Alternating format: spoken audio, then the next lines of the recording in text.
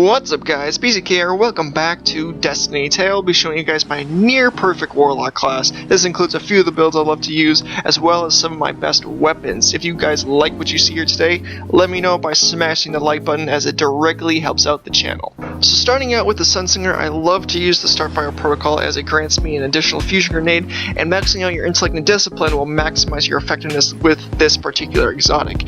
Radiant Skin is a solid choice for survivability, and even though Viking Funeral got changed completely, the Viking Funeral Touch of Flame combo is still very good for getting tremendous DPS on a specific target, which is really what this build is for.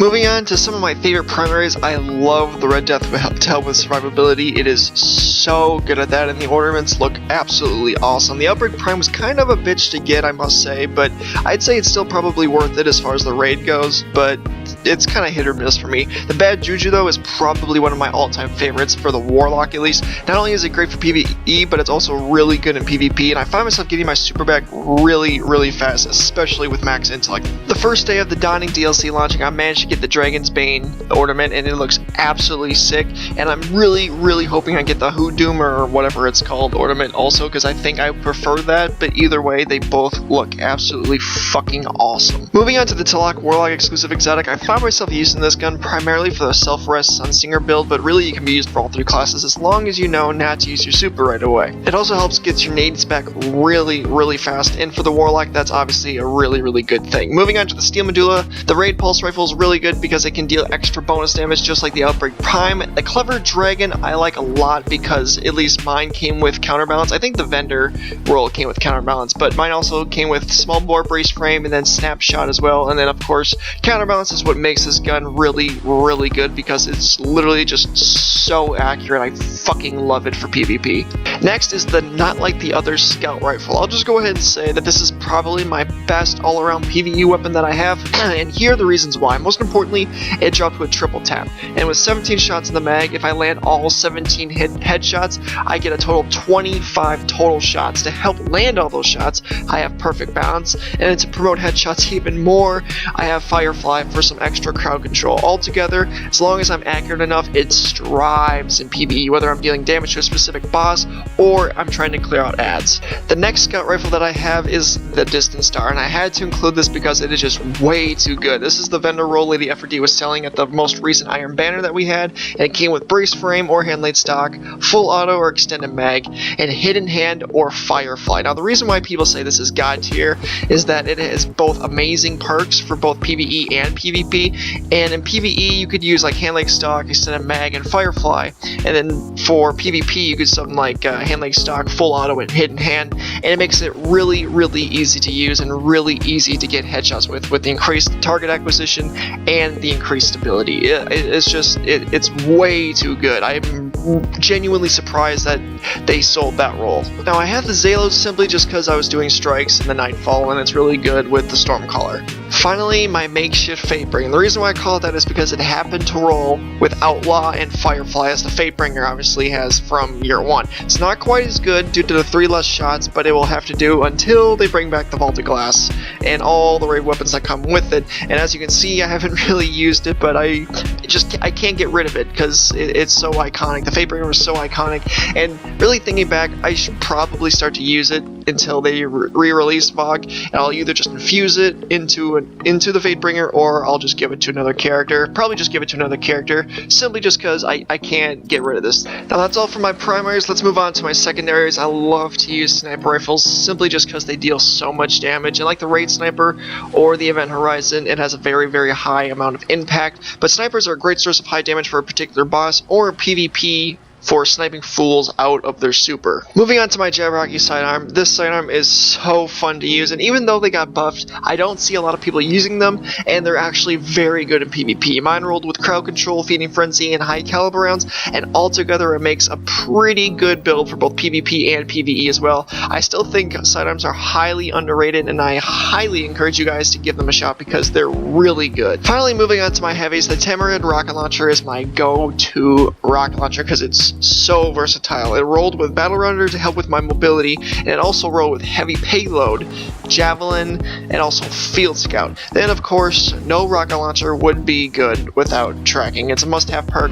and all around this weapon is so versatile. The Sleeper Slim goes without saying that it's one of the best heavies, if not the best in the game, because it deals just so much damage. One of my favorite machine guns is from the Iron Banner, the Silvered Dread. Mine came with hand-laid stock, extended mag, and rangefinder. It also has Army of One as well, which helps give some utility in PvE for helping, with your ability cooldowns. But overall, I think it's one very solid machine gun, and plus I think it's one of the more aesthetically pleasing weapons in Destiny, but that is just my opinion. Finally, my Nightfall tier reward from the Dawning actually launching is the Bone Crusher. The muzzle options give me a lot of customization with Smart Drift Control for just a flat stability buff, or Field Choke with both a buff to range and stability. Next comes Army 1 to help with, again, ability cooldowns. Take a Knee, which I will never use. It also came with Perfect Balance or Rifled Barrel, both of which you could go either one.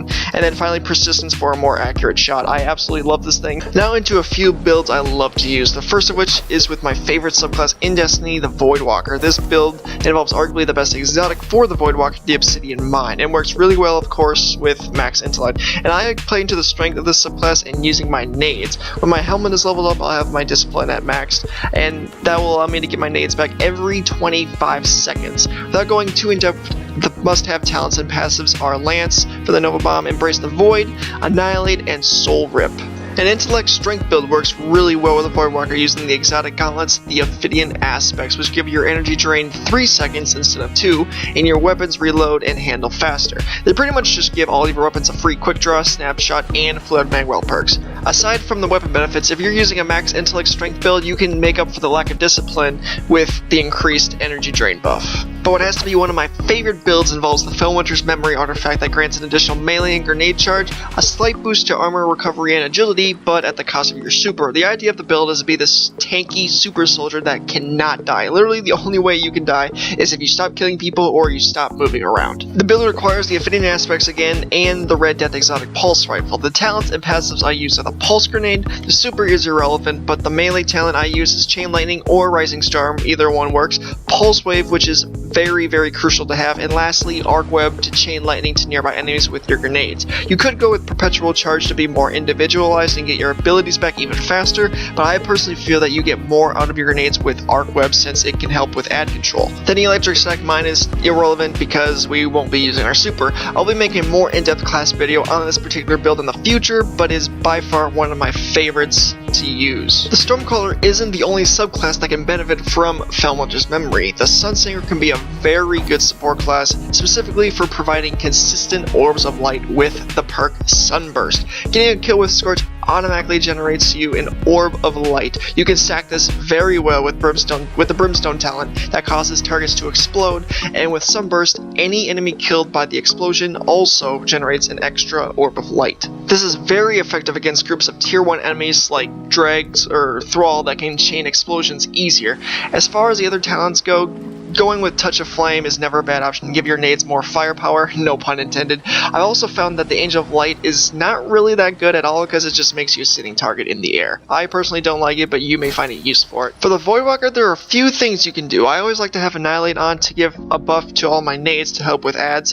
Embrace the Void is pretty much a staple passive because any nade kills will heal you and can generate more grenades. I use Axiom Bolts because they're easier to get kills with in both PvE and PvP, but all 3 passives in the final slot can cater to pretty much all of your grenades. Lifesteal for your melee should be your go-to because that means both your grenades and your melee can both regen your health and your grenades. As you can see, it's a very synergetic build, but if you want to focus more on your weapons and mobility, just go with Surge, which also stacks very nicely with both of your exotics. But to be an annoying tank, Lifesteal is the way to go just because it's too good with Embrace the Void. It does not stop there though. You can also be an ad controller and put on Bloom, again with Annihilate to create a giant blast radii. what you know what I mean. The best way to do that is to use the scatter grenades, since they already create large explosions over a giant area anyway. Annihilate is only going to enhance these two together. Again, crazy synergy going on here, but last but not least, you can maximize your vortex grenades by using your vortex mystery passive to make them last longer. Think of it as having sunbreakers but for the Voidwalker. You already have the additional grenade, and the vortex mystery extends the duration of your vortex grenades as the sunbreakers do with the solar grenades on the Sunsinger. Just crazy stuff you can do. Whew, okay, gotta take a moment, gotta collect myself. There's so much I went over, and I do apologize if it confused any of you guys, but as you can see, any build you want to use has tremendous survivability and flat out abuses your abilities, which are what the Warlocks are built around. As I said before, I will have more in-depth build videos coming soon, but this video is just to kind of give you guys an idea of what you can do. By no means do I know all of the builds that you can use. I'm still learning myself, but if you guys want to see more, slap the like button. Thank you guys so much for watching, and YouTube, as always, peace out.